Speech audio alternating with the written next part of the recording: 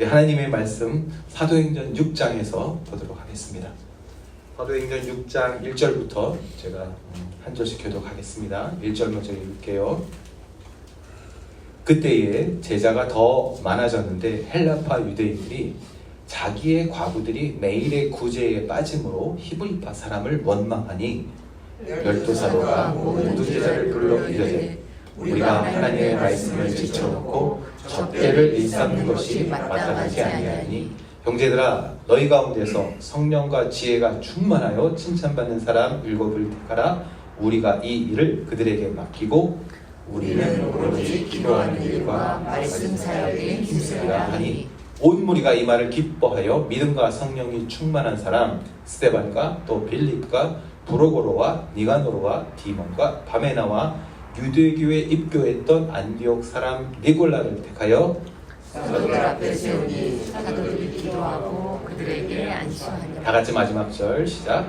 하나님의 말씀이 점점 왕성하여 예루살렘에 있는 제자의 수가 더 심히 많아지고 허다한 제사장의 무리도 이 도에 복종하니라.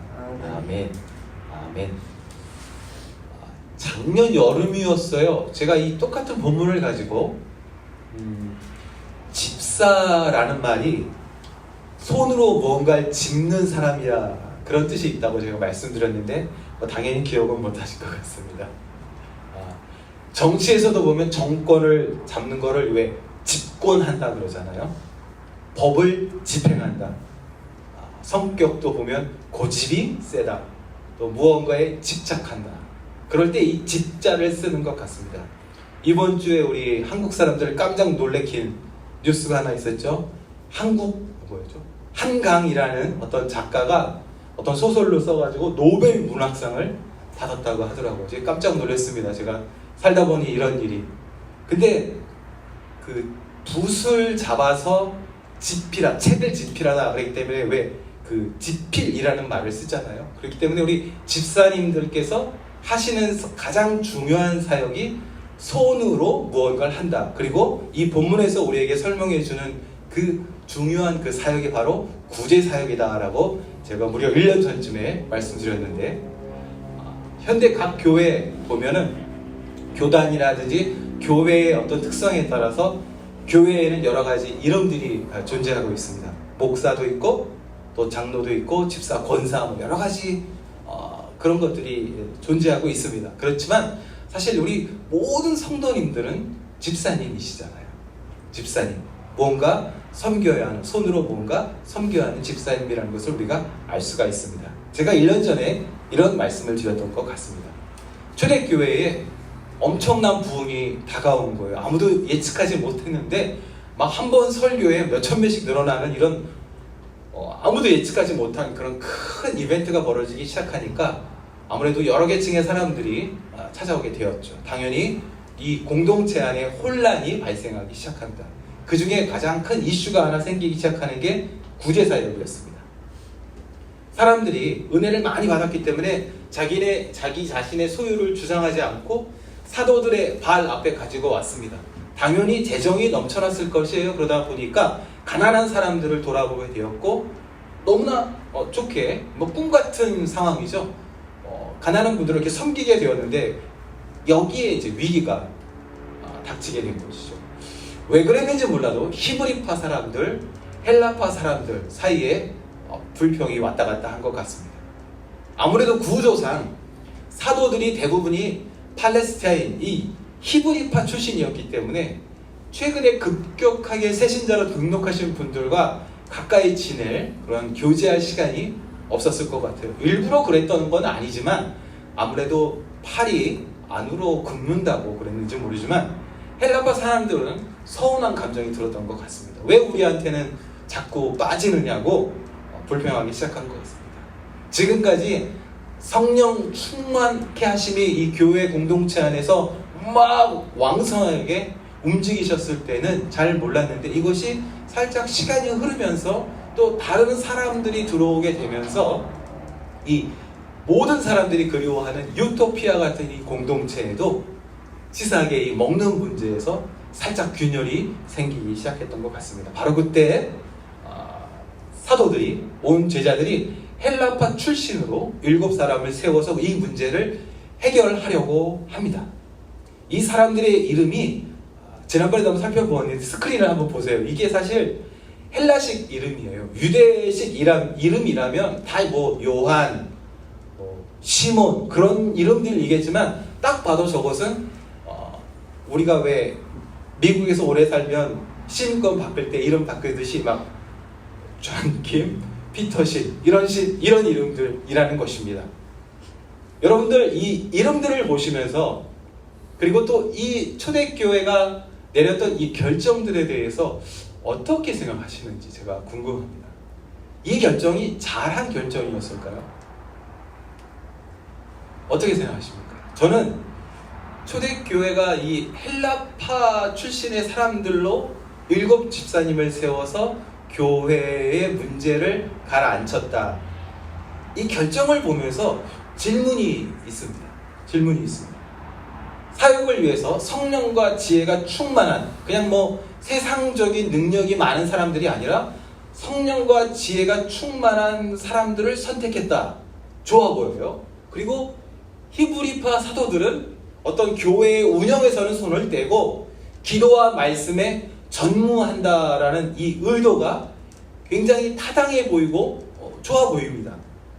그리고 이 결정의 결과도 굉장히 훌륭합니다. 7절 말씀을 다시 보시면 이런 결정 때문에 예루살렘 교회가 흔들리지 않고 분열되지 않고 안정되어 갔다. 그리고 더욱 부흥되어 갔다라는 결론을 우리가 알 수가 있습니다. 그런데 제가 질문하게 돼요. 이렇게 모두를 만족하게 하고 또 사람의 눈으로 봤을 때는 더 큰 부흥과 안정, 더 많은 사람들이 찾아오게 되었다라는 이 결정이 정말 완벽한 결정이었을까라는 질문입니다. 무슨 소리 하세요, 목사님? 이거 분명히 교회가 안정되고 더욱 부흥했다라고 성경이 기록하고 있는데 무슨 소리예요? 이렇게 간단히 대답할 수도 있지만 제가 이렇게 질문하는 이유는 이 결정하고 이렇게 진행되는 과정을 보면 저에게는 어떤 살짝 이상한 틈이 보인다라고 틈이 보이기 때문입니다. 어떤 문제점이 있다는 것일까요? 기록을 보면요, 6장, 7장, 8장에 보면 두 집사님의 이야기가 집중되고 있습니다. 스데반, 빌립. 근데 이 기록을 보면 스데반, 이 빌립 집사님이 구제하는 일만 하신 게 아니에요. 분명히 말씀 사역도 하셔요. 그리고 선교 사역도 하시고 교회를 개척하시기도 하십니다. 그리고 세례도 베풀어요. 또 어떤 사도보다도 먼저 집사님이 순교하셔요. 또 7명 중에서 나중에 시간이 흘러서 우리가 의심하는 사람이 한 명 있죠. 영지주의자 이단, 그 니골라라는 사람, 우리가 요한계시록 7교회 보면서 많이 살펴보았던 그 사람인데 그 사람도 7명 중에 존재한다는 것입니다. 분명히 하나님의 응답 속에 이루어졌던 결정이었을 것 같은데 이 결정을 잘못되었다라기보다는 뭔가 틈이 보인다, 완벽한 것 같지는 않다라는 질문을 제가 하게 되는 것입니다. 상황 속에서 몇 가지 질문을 더 해볼 수가 있습니다.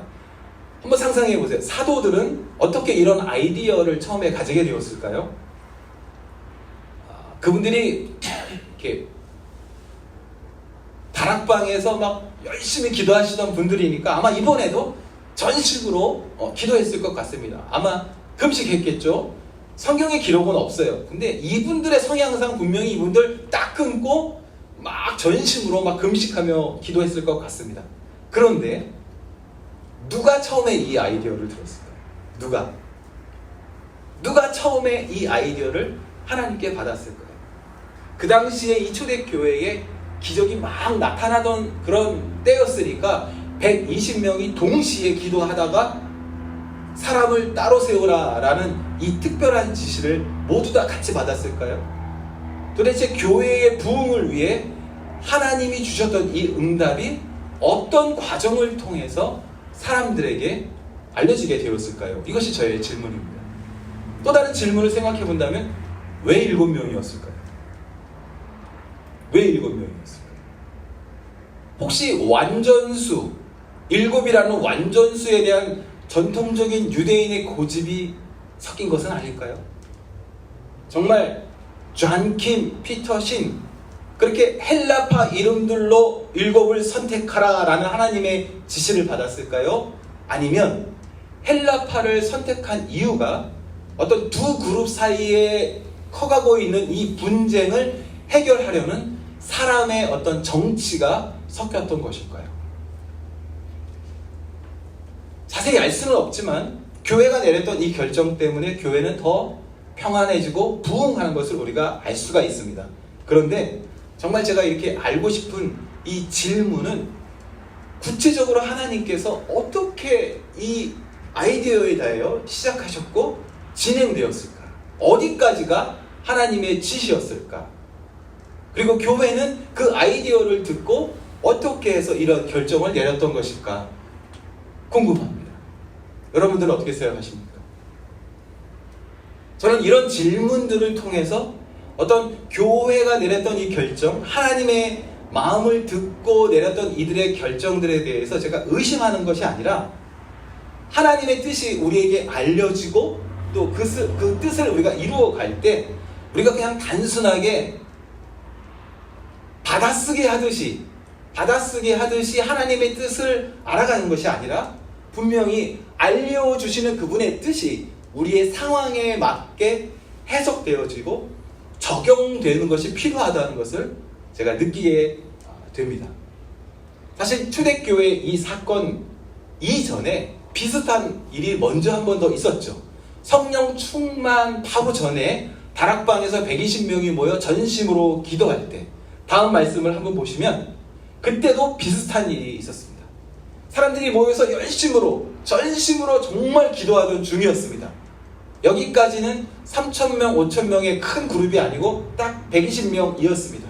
그때 베드로 사도가 일어나서 시편 성경을 인용하면서 떠나버린 유다의 자리를 대신 채우자고 제안을 하게 됩니다. 이 제안을 들은 모든 사람들이 좋게 여겨요. 그리고 두 사람을 추천하는데 두 사람 중에 투표하지 않고 제비를 뽑습니다. 저는 이 결정에서도 비슷한 의문이 있습니다. 베드로 사도가 구약을 인용했는데 그러면서 사도의 수를 채우자고 제안을 합니다. 하나님의 말씀을 인용하면서 이렇게 하자고 제안을 하는데 다음 슬라이드를 보시면 그 슬라이드를 보시면 시편 69편, 109편 두 구절에 나오는 그 구절을 사도 베드로가 인용했다는 것을 알 수가 있습니다.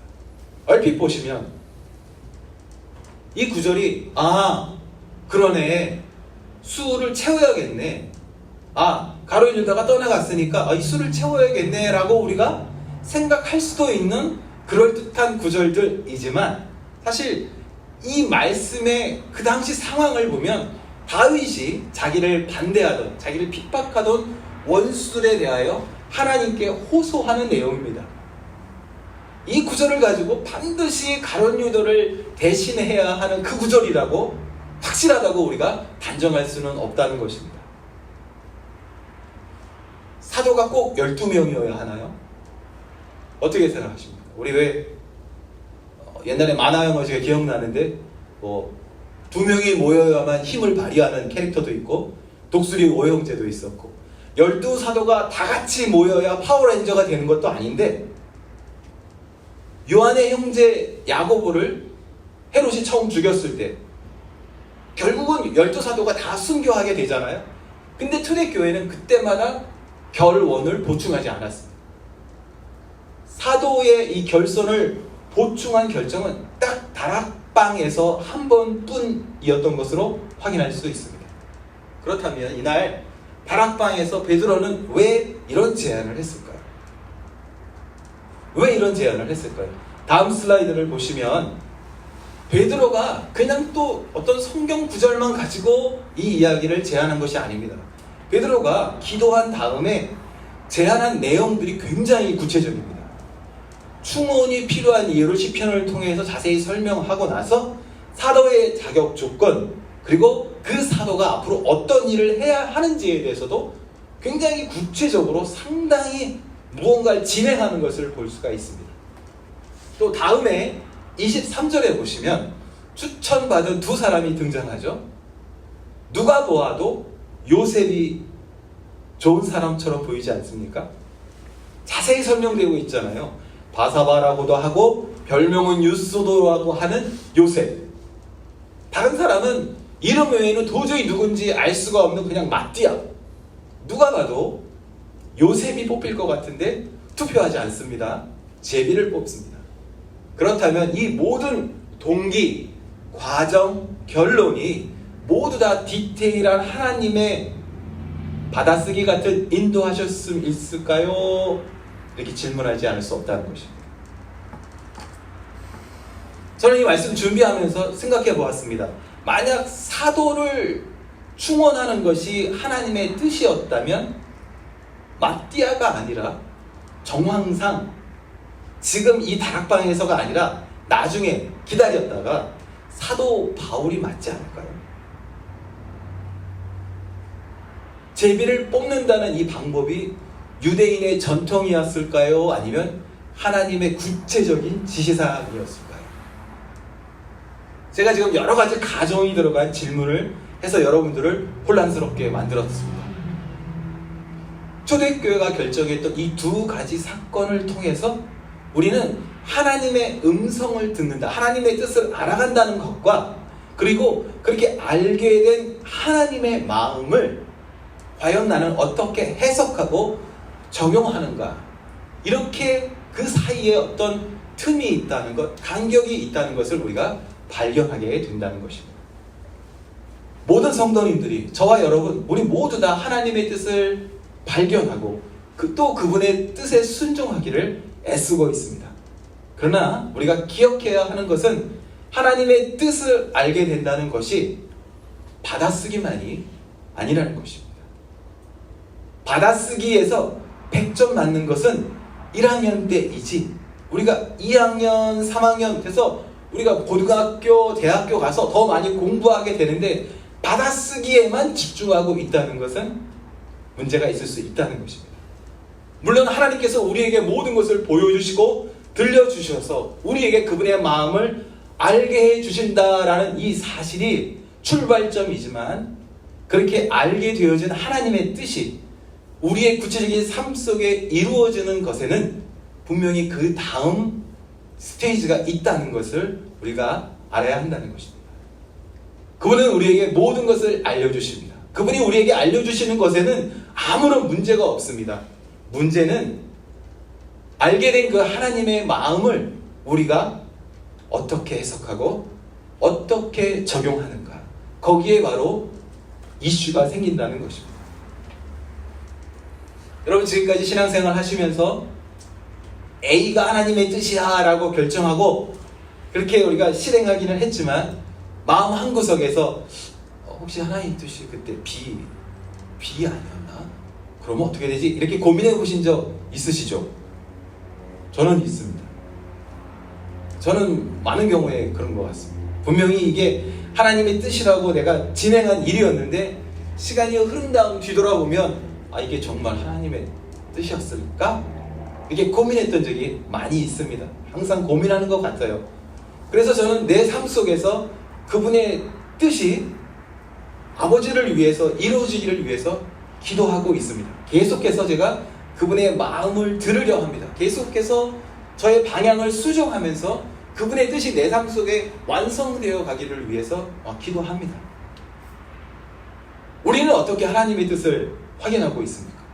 분명히 주님께서 그분의 사랑하시는 자녀들의 질문에 언제나 넉넉하게 응답해 주시는데, 우리가 보여주신 그분의 응답을 어떻게 해석하고 있습니까?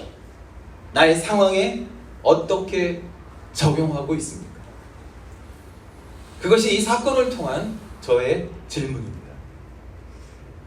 저는 YUM이라고요, 한국말로 우리 예수전도단이에요. 그 선교단체를 통해서 몽골 선교를 저희가 다녀오게 되었습니다. 이 단체의 가장 큰 특징이 하나 있는데, 하나님께서 오늘날도 우리에게 말씀하시기 때문에 우리가 하나님의 음성을 들으려 노력하면 그분이 말씀해 주시고 그리고 우리는 그 말씀에 순종합니다라는 것이 이 단체의 특징입니다. 이게 뭐 당연한 성도의 자세이기는 한데, 그래서 우리 팀원들이 매일매일 모여서 같이 말씀 보고 찬양하고 그리고 묵상하며 기도합니다. 그리고 묵상 중에 하나님께서 각자에게 무엇을 알게 해주셨는지에 대해서 이렇게 나눕니다.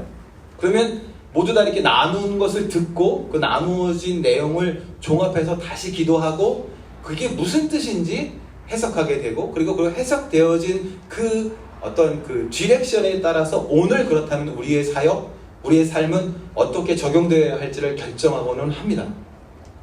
그런 훈련을 쭉 받아왔는데, 저희가 필리핀에서 선교 훈련을 받으면서 하루는 산골 마을로 방문을 했습니다. 도착해 보니까 이거 큰일 났습니다. 너무너무 덥고 물도 없고 전기도 없고 너무 지저분하고 정말 너무너무 힘든 상황이었습니다. 그래도 저희가 YM이니까 하나님의 음성을 듣는 그 과정을 다시 한번 했습니다. 모여 앉아서 이렇게 같이 찬양하고 기도하면서 하나님 음성 듣고 그러는데, 다수의 팀원들이 묵상하면서 숫자 1에 대해서 나누기 시작했습니다. 하나님께서 내 마음속에 1이라는 뭐 이런 하나 이런 걸 자꾸 말하는 거예요. 그러니까 우리가 대다수가 그것을 기도하면서 우리가 힘들지만 이곳에서 한 마음이 되어서 이곳에서 우리가 성실하게 섬겨야겠다라는 하나님의 음성으로 우리가 해석하게 되었습니다. 그런데 팀원 중에 아주 강남에서 오랜 시간 우아하게 사셨던 어떤 자매님 한 분이 하나님께서 하루만 사역하고 돌아가라는 그런 사인이라고 자꾸 우기시는 거예요. 자기 마음대로 해석하고 적용하면 곤란하지 않겠습니까? 저는 오늘 이 초대교회에 주셨던 이 결정들이 하나님께서 주셨던 마음이라고 생각을 합니다. 그러나 주셨던 그 하나님의 마음에 대한 해석과 적용은 초대교회에게 사도들에게 있었다라는 것을 저는 발견하게 됩니다. 하나님은 실수가 없으십니다. 하나님의 응답에는 그 어떤 오차도 없으십니다. 그분은 말씀하시면 이루시는 분이시기 때문입니다. 단지 우리가 그분의 뜻을 이루어갈 때 해석과 적용 부분에서 우리가 실수를 하기 때문에 우리가 계속해서 그분 앞에 엎드려 그분의 그 인도하심을 간구해야 한다는 것입니다. 아브라함이요, 고향 갈대아 우르를 떠나서 하란이라는 곳에 살게 됐죠. 그곳에서 아버지 데라가 죽었을 때 마침내 하란을 떠나서 가나안으로 이사를 갑니다. 이렇게 한 문장으로 정리가 될 수 있지만 사실 떠날 때 목적지가 정확하지 않았었습니다. 그러나 하나님께서 예비하실 것이야 라고 하나님의 그 음성을 해석했었고, 가나안의 세겜에 정착함으로 하나님의 그 마음을 적용하는 것을 우리가 볼 수가 있습니다. 그냥 단순하게 아브라함이 이삿짐을 싼 거야 라는 것이 아니라 1차적으로 갈대아 우르를 들려서 2차적으로 하란을 떠나라는 그 하나님의 마음이 아브라함에게 알려진 것이고, 그리고 아브라함은 이 하나님의 지시하심을 자신의 삶 속에서 그것이 유리하든 불리하든지 간에 해석하고 하나님의 뜻을 이루기 위하여 적용하는 아브라함의 믿음을 우리가 볼 수 있다는 것입니다. 이 과정 속에서 아브라함이 하나님께서는 가나안을 말씀하셨지만 잘못 해석해서 완전히 방향이 다른 하란이라는 동네를 가게 되고 그곳에서 굉장히 오랜 시간 머무는 실수를 하기도 합니다. 그러나 결국 하나님께서는 그분이 원하시는 땅 가나안으로 재해석하시며 재적용하게 축복해 주심을 우리가 알 수가 있습니다. 로마 사람 백부장 고넬료가 환상을 봅니다. 비슷한 시간에 베드로도 동일한 환상을 보게 돼요. 베드로의 집 앞에 고넬료가 보낸 부하가 도착했습니다. 그 부하를 보면서 베드로가 이것이 하나님의 뜻이구나 라고 확인하게 됩니다. 그런데 이 부정한 짐승을 먹으라 하는 환상에 대한 이 베드로의 해석과 적용을 보십시오. 그에게 불리한 해석과 적용에 순종하는 것을 볼 수가 있습니다. 고넬료의 집에 간다면 엄청난 비난이 그를 기다리고 있을 것인 걸 알았지만 베드로는 그렇게 해석하고 그렇게 적용하는 것을 볼 수가 있습니다. 바울 사도도 환상을 봐요. 꿈이었어요. 왜냐하면 그 당시에 아시아로 가려고 무진장 애쓰고 있었는데 잘 안 되는 상황이었거든요. 근데 그 꿈에 마게도냐 사람, 지금으로 말하면 유럽 사람이 나타났어요. 그리고 이리로 건너와서 우리를 도와주세요 라는 아주 특이한 환상을 보게 됩니다.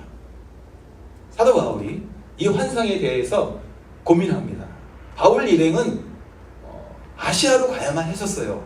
예측하지 못한 여행이었기 때문에 위험한 여행이 될 수도 있었습니다. 그런데 그 하나님의 보내주신 환상을 보면서 자신의 방향을, 자신이 원하던 것, 자신의 계획을 수정하는 것을 볼 수가 있습니다. 반대 방향이에요.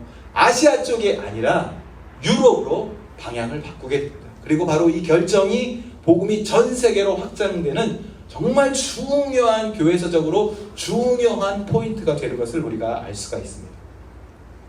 보여주시고 들려주시고 알게 해주시는 그 하나님의 마음에 대하여 우리가 우리의 상황 속에서 우리의 욕심대로가 아니라 하나님의 계획하신 그 방향으로 나아가려 하고 있습니다.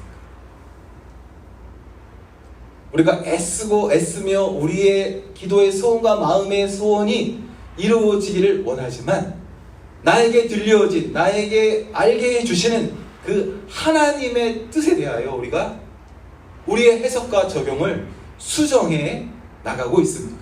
그렇게 순종해 가는 것이 바로 모든 것이 합력하여 하나님의 선을 이루게 된다는 말씀일 것입니다. 물론 이런 결정이 항상 우리에게 해피엔딩을 가져다 주지는 않습니다. 이런 순종이 어쩌면 우리 삶에 앞으로 원치 않은 결말을 가져다 줄 수도 있습니다. 바울 사도도 빌립보 감옥에 있을 때 디모데에게 편지를 쓰면서 내가 이번 겨울이 지나면 여기서 나갈 수 있을 것 같아 라고 확신하는 편지를 썼지만 아니었죠. 이 감옥에 나가는 건 맞았지만 순교하게 됩니다. 그렇다면 이 바울이 가졌던 이 하나님의 마음이 잘못된 것이었을까요? 제가 예전에 수련회에서 들었던 모래 발자국 그 예화가 생각이 납니다. 한 성도가 주님 앞에 갔을 때 주님께서 해변을 보여주시며 그 해변 모래사장 위에 찍혔던 발자국을 보여주셨습니다. 두 사람의 발자국이었습니다. 똑바로 때로는 휘청휘청 보이고, 그러다가 그의 인생의 가장 힘든 시간에 찍혔던 발자국이 한 사람뿐이라는 걸 발견한 성도가 섭섭한 마음에 주님, 이거 내가 정말 힘들었을 텐데 주님 어디 가셨어요? 주님 안 계셔서 제가 그렇게 힘들었어요? 이렇게 섭섭해할 때 주께서 하신 말씀이 바로 그 발자국은 너의 발자국이 아니고 내가 너를 안고 걸었던 나의 발자국이다. 그런 이야기 생각이 납니다. 신실하신 하나님의 뜻이 내 삶 가운데 해석되고 적용되면서 우리의 욕심 때문에 그 뜻이 흐려지거나 본질이 아닌 것들이 더해지곤 합니다. 근데 이상해요. 우리가 막 오버하면서까지 이렇게 저렇게 힘쓰고 애쓰고 그렇게 했지만 아무런 소득이 없는 것 같은데 이상합니다. 알지 못하는 사이에 우리가 오늘 이 자리에 앉아 하나님의 은혜에 대하여 그분의 임재하심을 노래하고 있습니다. 우리가 A냐 B냐를 잘 구분해서 우리의 삶이 형통한 것이 아니라 하나님께서 신실하시기 때문에 그분의 실수가 없으시기 때문에 약속하신 대로 그분의 자녀를 품고 안고 지키신다는 것이죠. 우리가 어떤 결정을 하면서 때로는 그 결정이 엉뚱한 방향을 지시하기도 하지만 하나님은 결국 우리를 그분의 의로운 길로 인도하신다는 것을 우리가 받아들일 수 있기를 축복합니다. 자녀된 우리가 살아가면서 아이고 이거 잘못하면 어떡하지? 하나님의 뜻이 이건데 내가 이거 잘못하면 어떡하지? 겁먹어서 받은 한 달란트를 땅속에 묻어놓기도 하고 바보같이 시간을 보내기도 하지만 넉넉하신 또 위대하신 하나님께서는 그분의 지팡이와 막대기를 우리에게 허락하셔서 원수의 목전에서도 우리가 노래할 수 있게 해주십니다. 우리 예배를 시작하면서 같이 선포했던 민수기 23장 말씀을 다시 한번 읽어보면 좋겠습니다. 민수기 23장 19절 시작. 시작. 하나님은 인생이 아니시니 시건치 않으시고 인자가 아니시니 후회가 없으시도다. 어찌 그 말씀하신 바를 행치 않으시고 하신 말씀을 실행치 않으시리라. 주님의 사랑하신 형제자매들, 이 똑같은 하나님이 오늘도 우리를 환영하십니다. 우리는 살면서 때때로 마띠아를 선택하고 때로 7 집사님을 선출하고는 하지만 신실하신 그분께서는 결코 우리를 떠나시지 아니하시고 언제나 우리를 지켜주십니다. 내가 내 마음대로 하나님에서 살면서 여기가 가나안이다 라고 믿고 있지만 하나님이 결국 나를 하나님에서 떠나게 하시고 그분이 원하시는 가나안에 어느덧 도착했음을 느끼게 해주십니다. 주님의 사랑하시는 형제자매 여러분, 우리에게 알려주시는 그분의 마음에 순종하기 위해서 우리의 삶 속에서 하루하루 계속해서 수정해 나가시기를 예수님의 이름으로 축복합니다.